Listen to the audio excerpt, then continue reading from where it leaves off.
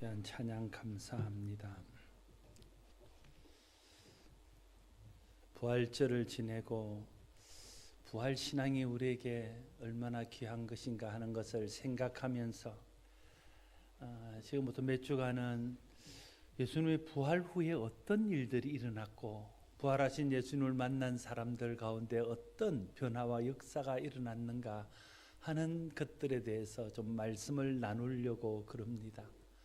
부활은 단순히 부활 한 번으로 끝나는 것이 아닙니다. 부활로 인한 역사는 그 뒤에 계속되어졌고 주님의 부활을 보고 부활한 주님을 만난 사람들을 통해서 부활은 계속해서 많은 사람들의 삶에 영향을 끼치게 되었습니다.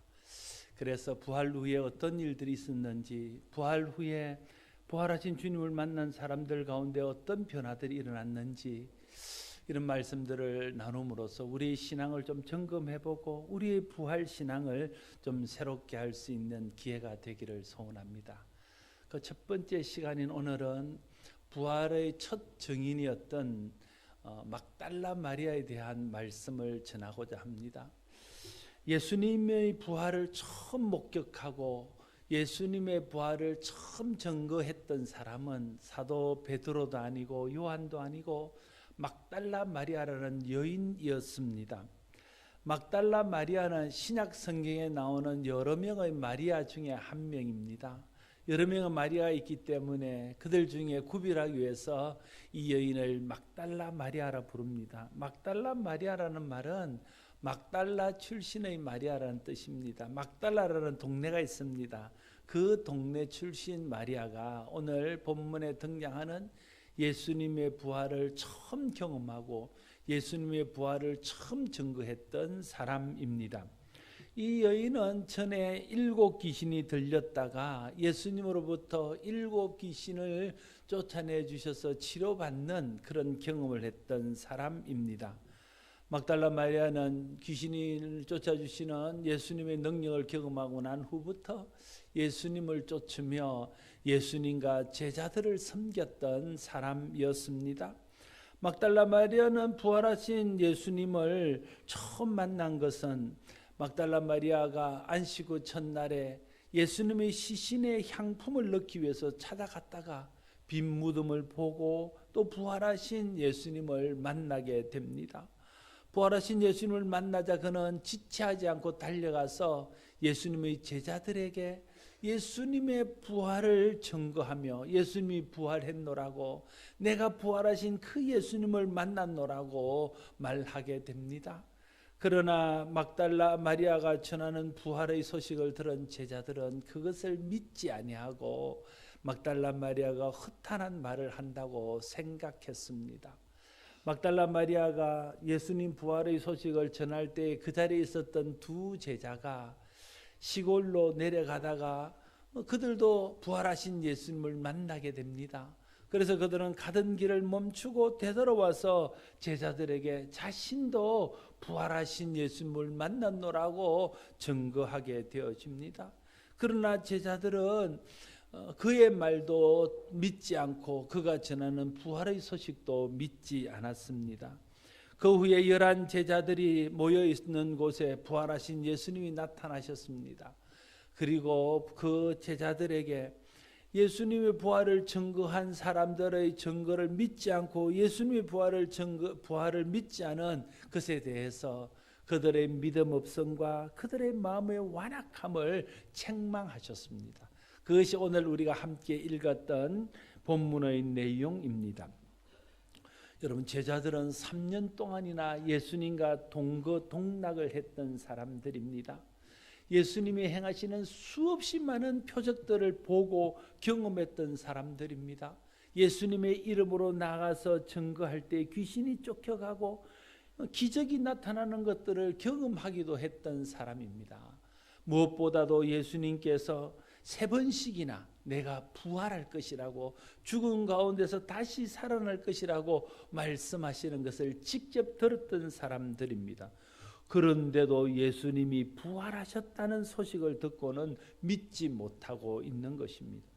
여러분, 예수님께서 행하신 수없이 많은 표적을 보고 예수님께서 부활할 것이라는 것을 3번씩이나 말씀하시는 것을 직접 들었던 제자들이 예수님의 부활을 믿지 못했다는 것은 굉장히 충격적인 일이고 또 우리에게 많은 것들을 생각하게 하는 것입니다. 여러분, 그런 제자가 예수님의 부활을 믿지 못했다면 오늘도 오래 예수를 믿고 예수님을 따랐던 사람들 중에서도 예수님의 부활을 믿지 못하는 사람이 있을 수 있다 하는 것입니다. 예수님의 표적을 경험하고 예수님의 은혜를 경험했다고 말하는 사람 중에도 마음에 예수님을 믿지 못하는, 예수님의 부활을 믿지 못하는 사람이 있을 수 있다는 것을 우리가 생각하게 하는 것입니다. 그만큼 예수님이 부활하셨다는 것은, 예수님이 죽은 자 가운데서 사흘 만에 살아나셨다는 것은 우리 사람들의 이성과 우리 사람들의 상식으로는 이해하기 어려운 놀라운 일이었다는 것을 알 수 있습니다. 예수 그리스도의 십자가와 부활을 믿는 것이 기독교 신앙의 핵심입니다. 우리가 믿는 믿음의 핵심입니다. 그런데 기독교 신앙의 핵심이요, 우리의 믿음의 핵심인 예수님의 부활을 믿지 못한다면 그 신앙은 온전한 신앙이라고 할 수 없습니다.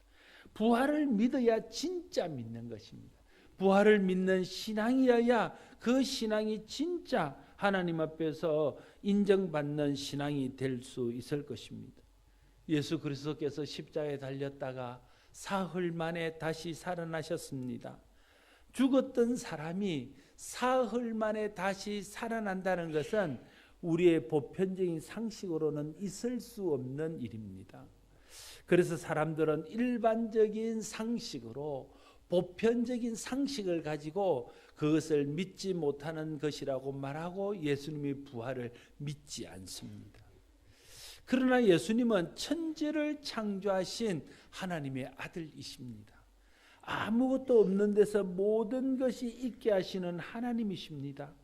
사람의 일반적인 상식으로는 도무지 이해할 수도 없고 설명할 수도 없는 놀라운 능력과 기적을 행하시는 전능하신 하나님이십니다. 여러분, 예수님이 하나님의 능력으로 부활하신, 이 하나님의 능력으로 부활하신 것입니다.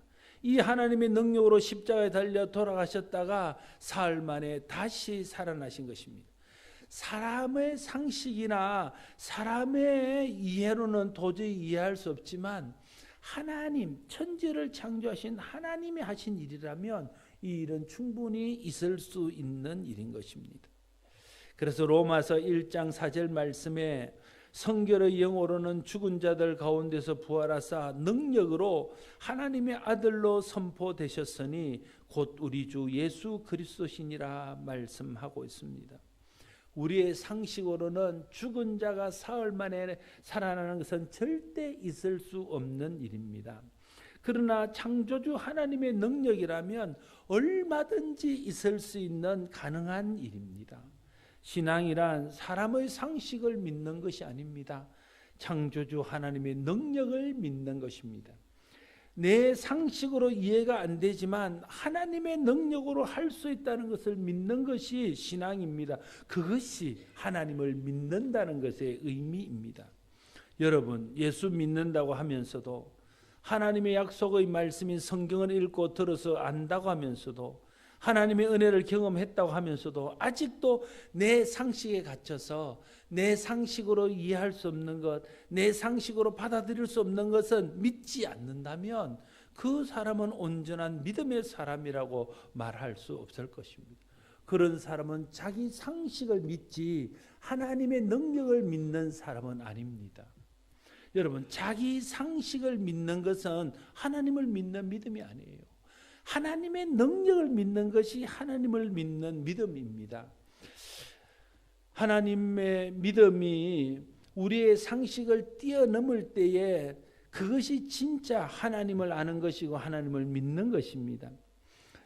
하나님을 믿는다 하면서도 자기 상식의 선에서 묶여서 상식 밖의 것, 상식 이상의 것을 믿지 않는다면 그것은 진짜 신앙이 아닙니다. 그것은 진정한 믿음이 아닙니다.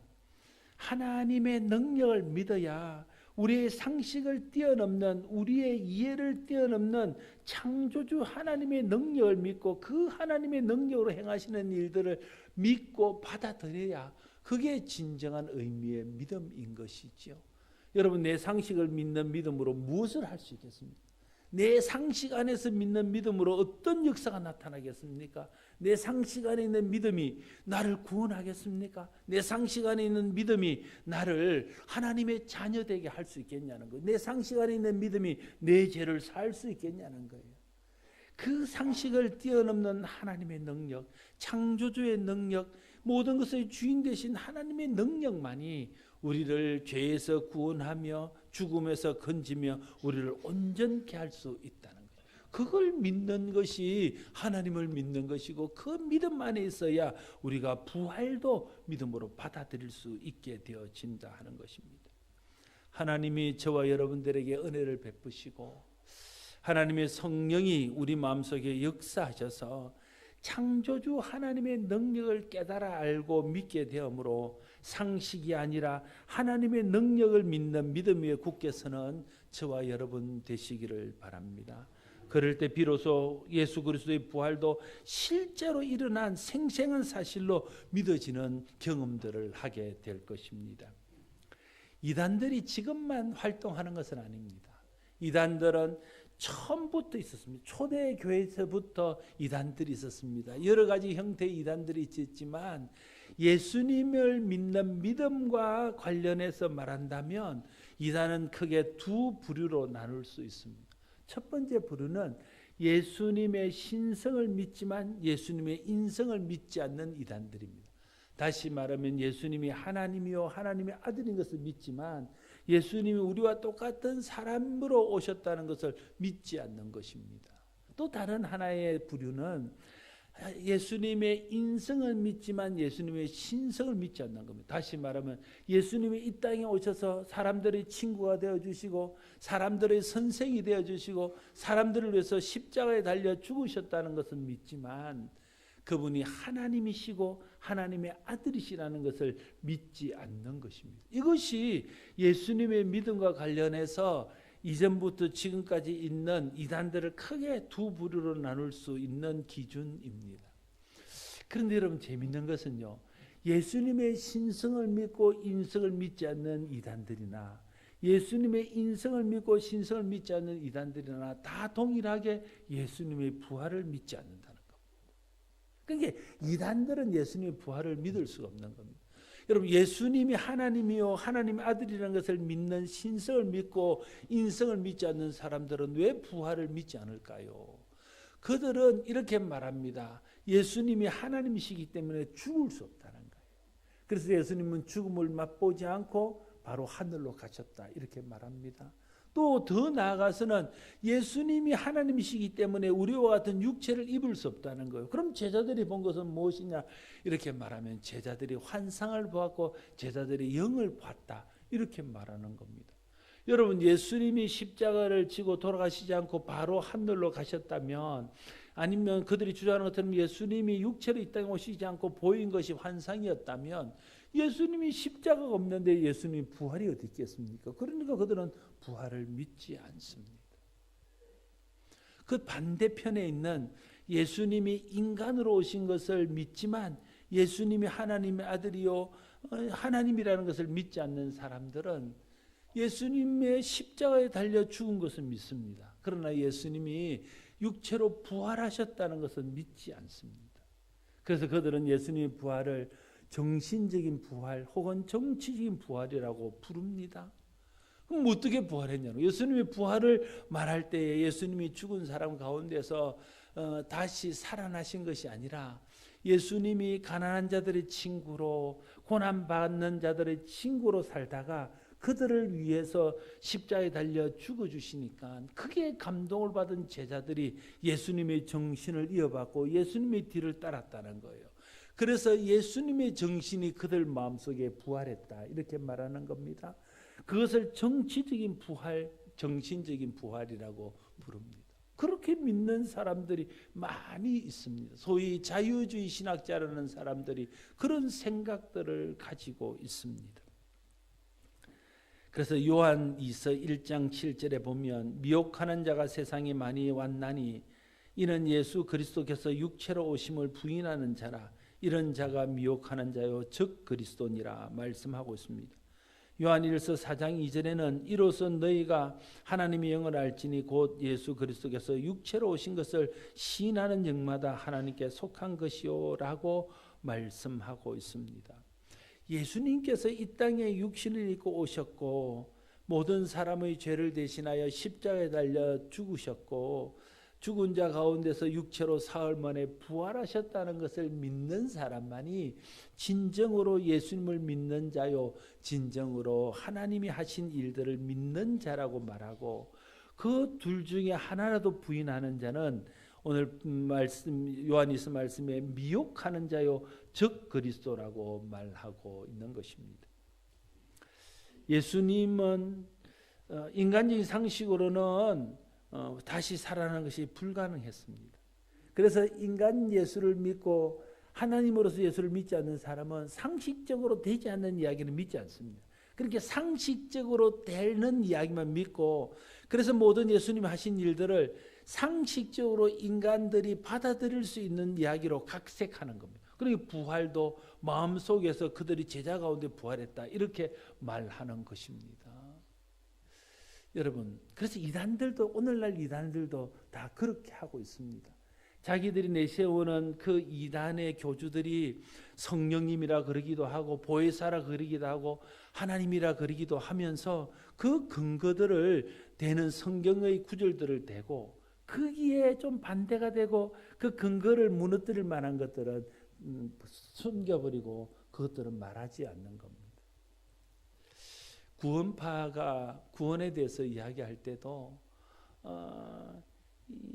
회개를 말할 때에 한 번의 회개만을 말합니다. 그냥 한 번 예수 그리스도가 내 죄를 위해서 죽었다는 것을 깨닫는 그 순간이 회개의 순간이고 거듭나는 순간이고 그러면 더 이상 회개할 것이 없다는 거예요.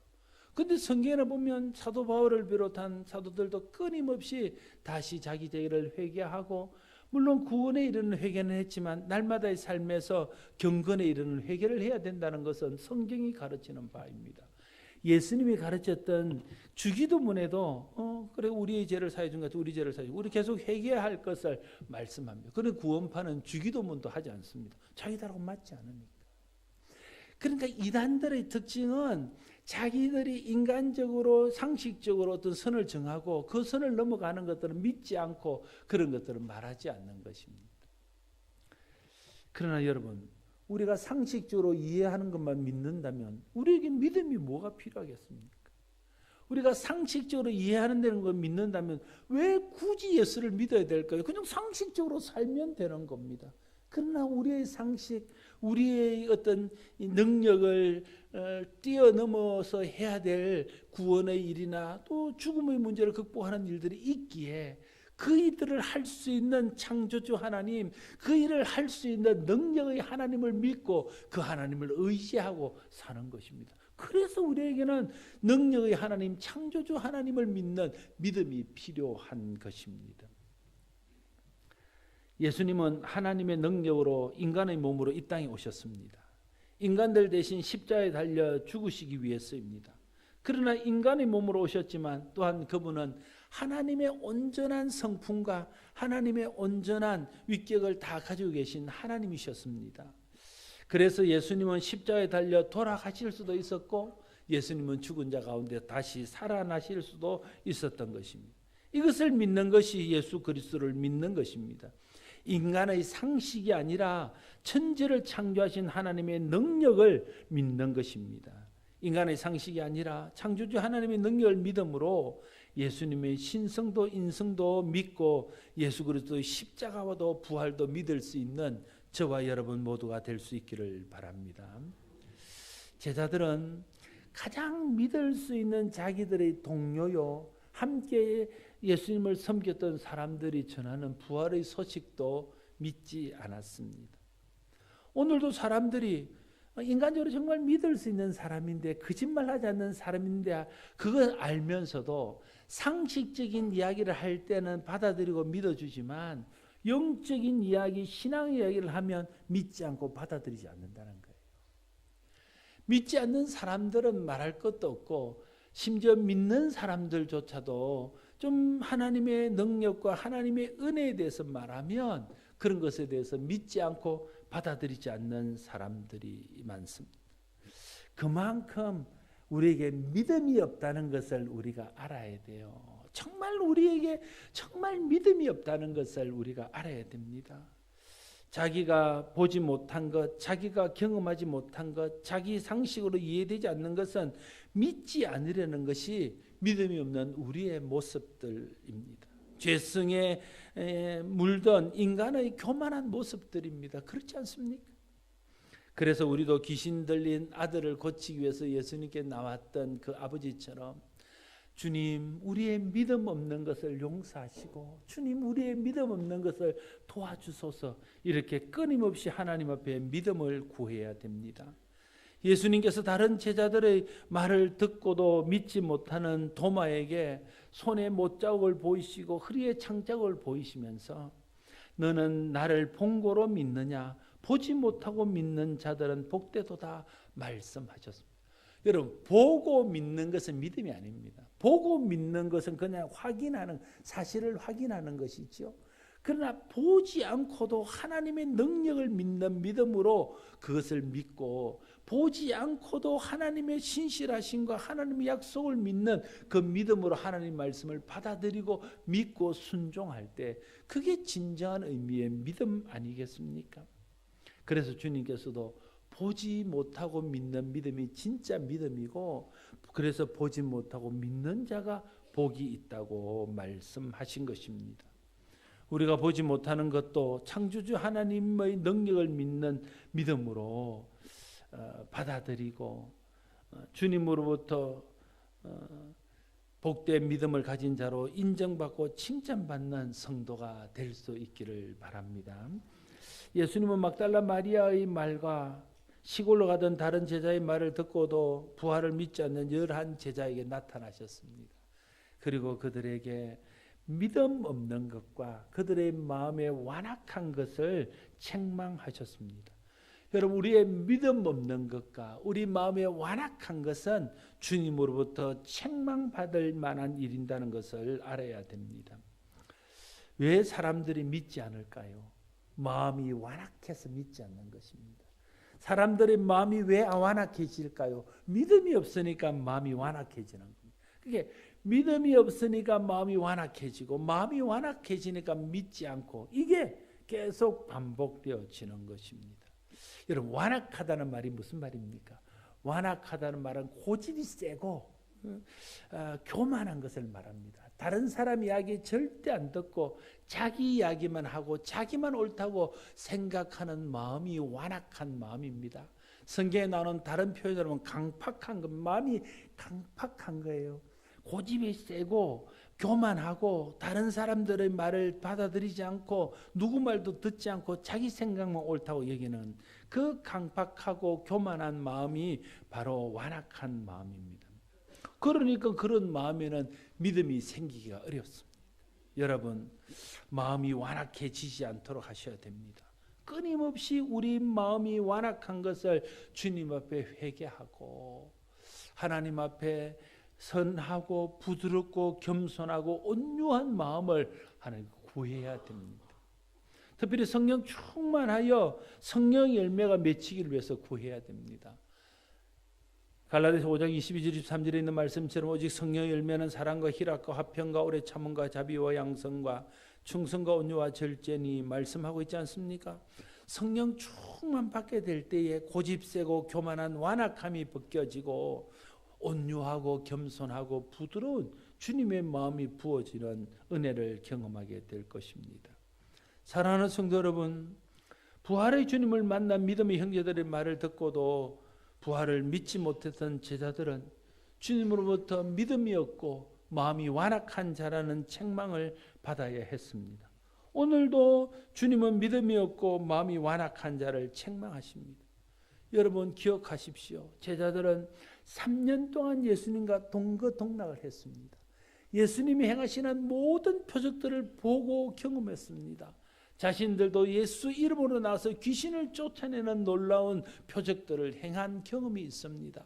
예수님께서 사흘 만에 다시 살아날 것을 3번씩이나 말씀하는 것을 귀로 똑똑히 들었던 사람입니다. 그런데도 그들은 예수님이 부활했을 때 예수님의 부활을 믿지 못했습니다.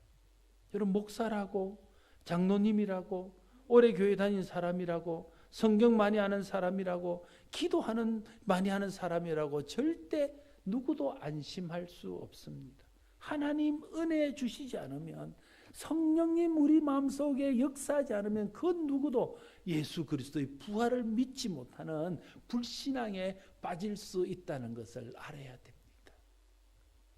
하나님께 은혜를 구하십시오.